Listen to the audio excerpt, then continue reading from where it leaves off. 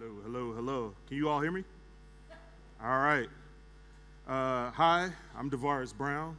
I am a product manager at Heroku. And if you want to follow me on Twitter, I am at DeVaris P. Brown. So I know it's a beautiful day, just after lunch.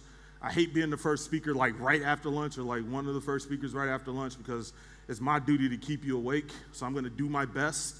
But for those who want to go out and enjoy the day, enjoy the scenery, enjoy the town, here's a basic TLDR, right? So 4 bullet points. This is everything that my talk is going to cover. Focus on the early adopting, publicly vocal, pain, keyword pain, customer for your initial product and feature launch. Tell a complete story when presenting your product or feature to your customer. Remember, presentation and polish matters. Spend a little bit more money for good design. And also, build an extremely visible and responsive feedback loop to rapidly respond to customer needs. So, if you gotta go, understand, at least I gave you the good summary, right? But for those who are gonna stick around, this is me, I'm DeVaris. Like I said, product manager at Heroku. I've been 20 years as an engineer, evangelist, product manager, entrepreneur, worked at places like Intel, Cisco, Microsoft, Zendesk, Visual Supply Company, and learned a lot over the years. Even as an entrepreneur, started companies, sold them, been acquired, failed a bunch of times. So this talk is really the culmination of my lessons as to how to build better products for your customers, initial better products, and to have a big splash. So how many of you all have heard of the term MVP before? All right, okay. How many of you all are building an MVP right now? You're doing a startup, you're bootstrapping, something like that. You're in for the long haul. So my thoughts and prayers go to you. For those, the uninitiated few, I got this from Wikipedia, so don't sue me. It is a valid source of information. A minimal viable product is a product with just enough features to satisfy early customers and provide feedback for future product development. So I wanted to do a little bit of research to figure out, like, how did MVPs get so popular? Where did this term actually come from? And so I found out, like, the term was first coined by Frank Robinson, not the baseball player, in 2001. And then, as most of you already know, it was popularized by Eric Ries and the lean startup methodology, all that stuff. But it's actually based on lean manufacturing principles that were developed by Toyota in the 50s, right? Some of the core tenets of lean manufacturing are they consider any use of resources for any goal other than the creation of value for the end customer as waste, and continually seeks to eliminate waste. Interesting, right? To prevent waste, they implement quality control checkpoints to help identify mistakes and imperfections as early as possible in the process. So this ensures that the least amount of time is expended developing faulty products. So how many of you all use Agile or Scrum or Kanban or any of that stuff? Like, that should sound vaguely familiar to you, right? So let's take a gander at some of these notable MVPs out there that have happened. Dropbox. How many of you all were like some of the first users of Dropbox? People use it? Do you all remember the 3-minute video that they had? You go to the website, it was a video that actually showed people what the promise of what the product was, because they actually didn't even have a product yet. They went from 0 to 75,000 users overnight, all in the absence of actually a real product. And now they've IPO'd. Airbnb, 2007. A couple of roommates in San Francisco couldn't afford their rent. There was a design conference in town. They said, hey, might as well put up the extra room that we have in our apartment just to make this month's rent, right? As soon as they did that, they put up a website, listed their room, took a bunch of pictures, and then they had 3 bookings over the weekend for that design conference. The next weekend, there was a major political convention in town. They got more people. They got all of their friends to sign up and go take pictures of their rooms. And then the rest is history, right? They're basically putting the hotel industry out of business.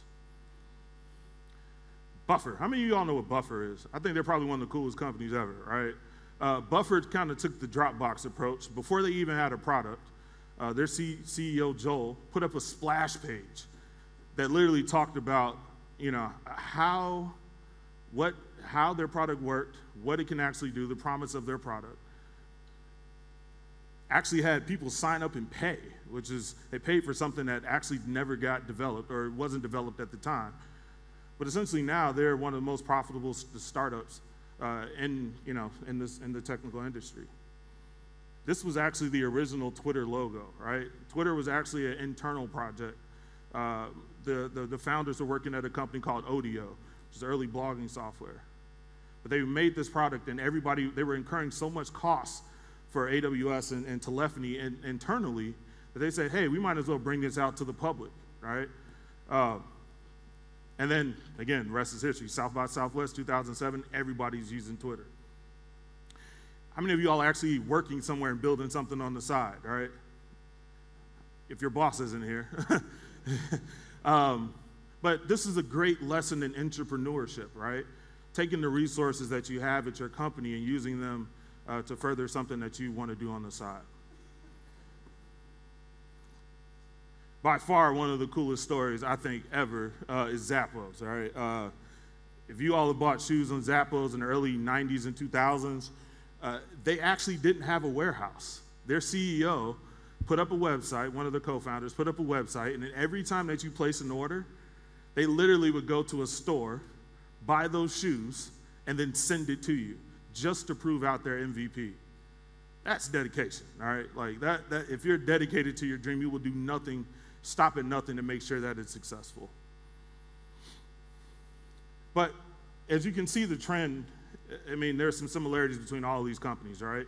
They all kind of benefited from being early in the Web 2.0 phase, when basically functionality and features they trumped the actual experience of what things look like. I mean, if you thumb back through some of these slides, I mean, those things are atrocious. But people understood that, hey, the promise of what's next to come is greater than what it actually looks like. Nowadays, I don't think some of these sites would get away with this stuff, right? I mean, So let's talk about some of the issues that people have with MVPs, or at least that I have with MVPs. People focus too narrowly, right?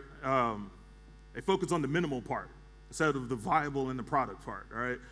Viable actually means that people are willing to pay for your offering. Product means that there's something of substance there.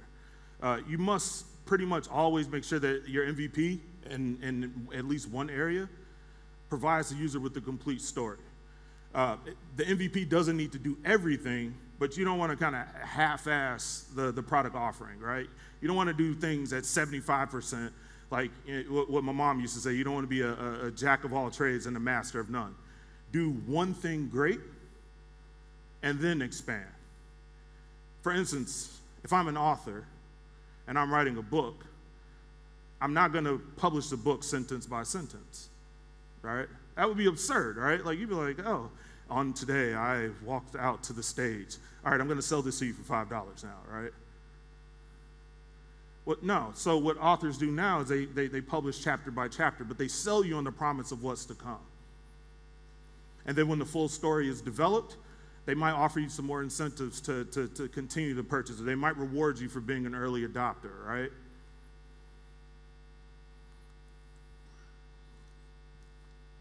My other problem is that eventually you're going to have to come to the inevitable big rewrite if you think too narrowly with the MVP.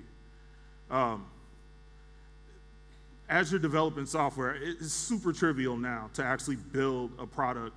I can stand up a monolithic Rails app or a Django app or some random PHP app, throw it up on a PaaS, such as Heroku, and it's really, really easy for me to do that. But the problem becomes that you start baking in technical and design debt. Eventually, as you're trying to serve all of the types of customers that you have, typical startup, right? Like, I have an idea, throw up a monolithic app, get a bunch of customers, and I start realizing these customers are all over the place. And then eventually I'm going to start building each services and more features to serve those customers. And then eventually I'm left with this big spaghetti ball of features, right? I mean, and then I have to sit back and say, you know what? Looks like we're going to have to tear all this down and rewrite it from the beginning. So then I have to go hire more people to build something that's side by side, and as you can see, that's where the problem lays. Instead of being actually thoughtful about it and being mindful at the beginning, I'm going to have to plan for this eventually if I take the MVP route. Also, you leave customers dissatisfied, right? How many of you all have heard the big Facebook phrase, move fast and break things, right? Yeah, it's terrible. I mean, it worked out for them okay. But even they've moved away from it, right? Because people are actually spending money on Facebook. You have these big advertisers with big dollars that say, you know what, I actually need a little bit more stability. And you don't want to have a bad customer experience because customers have way too much choice now. Like, how many of you all are building startups right now, right? Building things on the side. How many of you all work for startups, right? You know, some of you all might be competitors, right? If they have a bad, customer satisfaction over here with one product, they can move to the next very easily and trivially. It's not like before when you were locked into, 10-year licensing deals and things. Nowadays, it's as easy as signing up with the credit card. So instead of building an MVP, we're going to talk about building a foundational product, right? What are the core things that you need to build so that you can expand upon that in the future? So I'm going to give you a little bit of my experience and some of the things I've learned over time. Number one, you have to identify your target customer. So, who should your target customer be? You can't serve everybody, right? They should be, number one, a paying customer, right? Like, I see so many startups and people catering to free customers. That's nice, but free does not keep the lights on. Find the people that are going to be paying you from day one. Incentivize them to evangelize for you, right? Dropbox, give you free storage. If you bring a friend on, we'll give you free storage. If people tweet about your product and it's a positive tweet, you can send them a t-shirt, right? I've seen a lot of people do this with swag and even early adopter programs. And in identifying your target customer, you have to understand what are their expectations of your product, right? So the first thing that I like to do is work backwards, all right? Start with the grand vision, start with the full customer journey, and then prioritize a task based on revenue and adoption potential, right? Like, I only want to work on the features that are going to get me paid and prove my thesis, right? Having the full story up front allows you to think about the trade-offs earlier for engineering, and then can inform your architecture, sales, and all the other stuff. I mentioned I worked at a company called Visual Supply Company. It's a camera app on your phone, take pictures, you can edit it, beautiful editing. If you follow me on Twitter, you'll see all the beautiful pictures I've taken of Split. But one of the things that we learned earlier on is they were essentially just like a WordPress site. Upload pictures, people can comment, well, not comment, people can like and favorite and all this stuff. But every Saturday, we would essentially denial of service ourselves, because that's when everybody woke up to take pictures. They would upload them to Visco's site. People would be looking at the pictures over the weekend. And because we didn't have the foresight to understand that there's going to be a lot of reads coming in, there's going to be a lot of writes, we essentially bottlenecked ourselves into a situation where literally every 9 o'clock, every Saturday at 9 o'clock, we would have a denial of service where nobody can do anything on the platform. The problem is that when Visco first started, they didn't have an API, monolithic PHP app. We had separate services that needed to read the data off the pictures. So if you think about it, people are reading and writing, and then internally, we had, I think at one point in time, we had 1 million pictures coming in over 3 days every weekend, right? And we needed to do data processing on all of those pictures to figure out, simple things like if I want to follow somebody, right? Those follows fan out. All you people that are like, man, they should just use RabbitMQ. They should have just used Kafka. Yeah, we thought about that afterwards. So these are the types of things that if you start thinking about the full story, thinking about the grand vision and work backwards from that, you can mitigate a little bit of that risk. The visual experience and user experience matters, right? customers now have more touch points to reference. So you think about it in the early 90s and 2000s and all of that, right? Like there were like 6 websites, right? Everybody would go to them all the time. But literally, for any type of business, there's at least 20 websites that I can look at and have some sort of analog as to what that experience should be. Customers expect beautiful design. They expect real-time information. More than often, they expect to have a mobile experience. They expect personalized content, right? Only show me what's relevant to me in this moment. They expect it to be social, like how can I interact with my friends? Craziest thing ever is Venmo to me, right? Like I'm sending people money and I'm telling other people what I paid somebody else to do. This is the wildest thing ever. Who would have thought social would come into banking? And they expect it to be multi-channel, right? If I'm looking at my screen right now for Keynote, I actually have a Keynote application on my watch, right? Like I can advance slides if I need to, but we expect that, right? We expect to have a TV app, a web app, and then something on the mobile phone. The main thing that you need to ask here is that, will my customers be delighted by my offering? All right? It's easy. I mean, we're all developers here. We all know that once we have an idea, the first thing we go do is grab a CSS framework, and it's probably Bootstrap. All right? Don't do that. Hire a designer. It costs you nothing in the long run. That is an investment. And if you don't understand what you need to build, then you just start with market parity. All right? Parity is the baseline. That's like you do your inside of your discovery period for what you're building. You look at your competitors and say, hey, what do my customers expect here? All right? That's the easy part. The hard work is already done for you. The thing that you need to do is figure out what your key point of differentiation is going to be. You don't have to recreate the wheel. Just use established patterns. I mean, literally, when I start a project or if I'm advising someone and they come up with some crazy design, I literally point them to Dribble or Behance. It's like, this work has been done for you. Just copy until you can afford somebody to come and redo it, all right? You don't have to rethink what the drop-down should look like. Like, just use the drop-down. And to that effect, right? Good artists copy, great artists curate, not steal, but curate and remix. So if I'm building a social network, what are some of the features that I can expect, all right? I want to be able to do some editing and manipulation of content.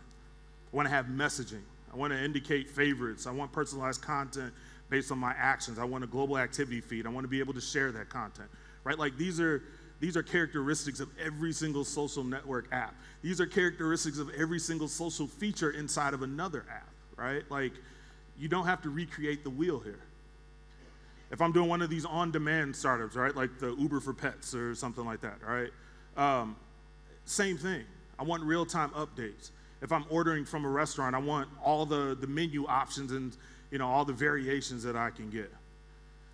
I want to be able to communicate in real time with my delivery person, all right? Again, the hard work has been done for you already. Do what's already been established and then differentiate. Old adage, but seriously, the customer is always right.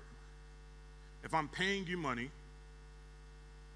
then I am correct and I am justified in asking for the things that I need from you, right? To that end, you have to have extremely visible and communicative feedback loops, especially earlier on in the process. Because that way you can keep users informed of changes, and users don't feel like they're off on an island when things go wrong, because inevitably they will, right? Also, the cool thing is that as you're more in communication with your users and you're getting feedback, all of the edge cases and validation you need to expand on your product, that will start to bubble up.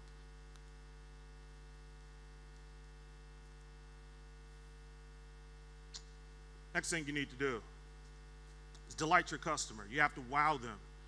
And never forget that the customers have options. So, I mean, think of all the times that you've signed up for a new beta product and, you thought it was going to be cool and They might have left you on the sign-up list a little too long.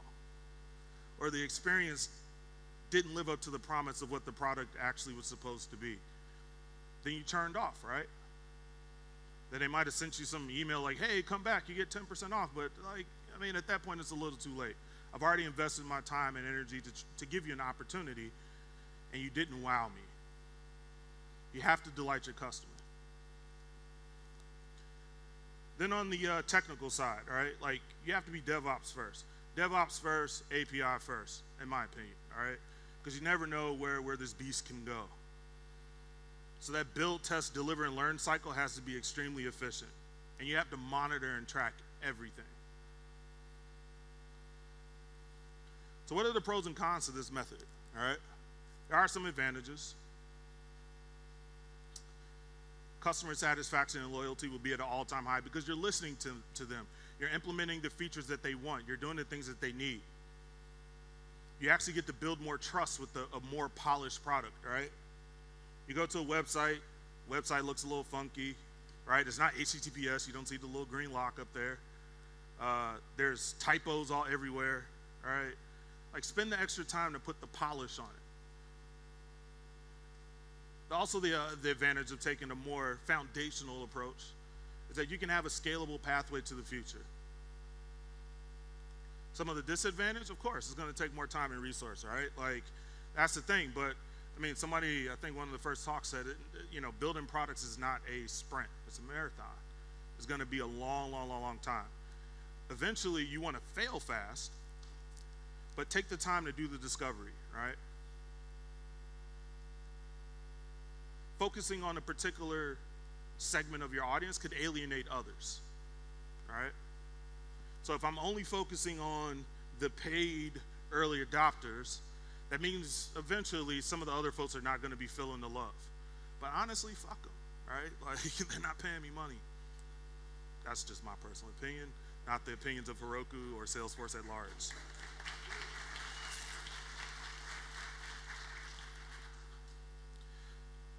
The other disadvantage is that you can get caught in the feature cycle, right? Everybody knows what this is. You know, you start building features, customers are saying, hey, I need this, and all you do is just build for what they need, and you lose sight of the vision, you lose sight of the roadmap. That is why I said, have that grand story. That story will change over time. You'll be able to edit it over time, but at least have that grand vision as to what this thing could be, and try to work towards that. It's on you as founders, it's on you as product people, it's on you as developers to keep people in communication with each other and keep them at bay to say, hey, this thing is going to be coming. You know, what do you think about this direction that we're going to take next, all right? People always like to feel like they're included in something. So, enough talking. Let's build something. So, thank you for the clap. It was a little early. I wanted to talk about, like, how would this look in practice? How would I actually build something and think about the features, all right? And so, literally just came up with this tonight. We're all traveling here. People, I mean, maybe our companies are paying for our ways to be here. So, I just kind of BS'd the idea last night, and it's called Expensely. You know, you gotta have the startup-y type name, right? And basically, it will be a platform that monitors expense reports and identifies potential areas for savings via group buying. Sounds pretty cool, right? So, who would my initial customers be, all right?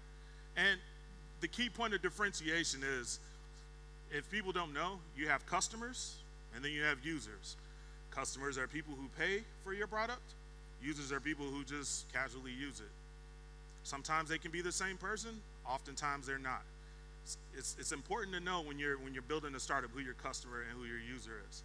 So for Expensely, my first customer would be like mid to large companies with a centralized expense and procurement process or system, right? Like, you know, they use Expensify or Abacus or Concur or something like that, right? The thing I know about my audience at this point is that if they're a mid to large company, they're probably lazy, right? They're gonna have very long sales cycles, very, very long, so like 6 to 9 months. And they probably use a ton of SaaS vendors to get their daily jobs done. So for me, that means I need to minimize the amount of setup that I need to have and minimize the touch points that they have so that we can get adopted and get paid quickly. So what are we going to build? You know, our customers don't want to have another system to manage and monitor and all this stuff. And the users want it to be easy and noisy yet informative, right? I want to know how much money I'm saving every month. So what I'm going to build, right? So here's my, laundry list of features, right? I have to integrate with existing expense systems, like I talked about before. Every time I submit an expense report, I want to continuously monitor for savings. I want to be able to group similar charges and vendors together. I want to be able to negotiate for better pricing on behalf of the customer. And then I need a dashboard that shows trends, cost savings, and potential areas for savings, right? And one more thing, this is like the wow moment, right? Remember, I said, like, hey, we need to have parity with something, right? There's probably 5 or 10 startups that do this. Some of them use blockchain, some of them use deep neural networks. You know, you got to throw in a few buzzwords here and there. But my thing, I'm literally just going to send people cash at the quarter. People like money. How many of y'all like money? How many of y'all would like to save money? Right? Right? It's a great thing. That's like the wow moment. So what is this roadmap going to look like now? So remember, we have these features, all right?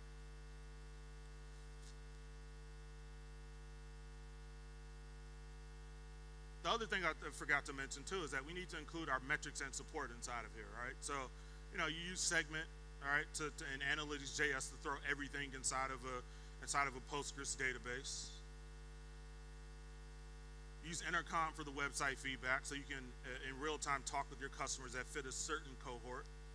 Use Zendesk to manage the influx of support tickets, the Twitter feedback, the calls to your service, all of that stuff.